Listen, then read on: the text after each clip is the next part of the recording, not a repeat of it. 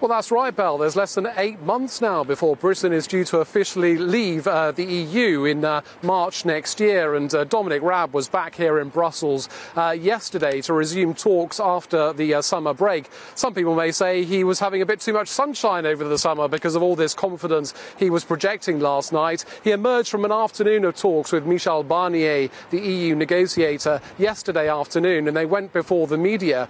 Both sides aren't in denial, though, Belle. They know that there are big sticking points remaining, namely the Irish border issue, trying to prevent checks on the border once Britain does leave the EU. And Michel Barnier was saying as well that although there has been progress on defence and security, there are still issues around trade. But appearing alongside Michel Barnier here last night, here's what Dominic Raab had to say. There are still gaps. We've had an honest conversation about those.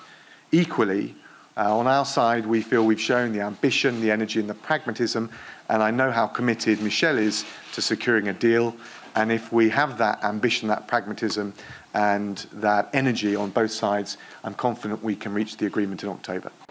Well, Belle, this EU summit in October is the focus because this is the unofficial deadline for trying to strike a deal. They want to take a deal to the EU leaders meeting here in Brussels in October. So there's enough time for EU member states to ratify the proposals, the deal, and also for the EU Parliament to ratify that deal. But as we heard, there are still sticking points remaining, Dominic Raab admitting that. And this is all feeding into these fears, Belle, that there could be this no-deal Brexit. This really genuinely is a concern in Britain right now, particularly amongst businesses and other people that have a lot at stake in all of this. Michel Barnier was saying last night that this agreement that they're trying to reach, it could now go into November, in fact, so past that October summit. There have also been some reports overnight from diplomatic sources that it might go into December. So this doesn't help to allay those fears that there could be a no-deal Brexit, which could be catastrophic for both the UK and the EU, and that's what both sides are trying to avoid.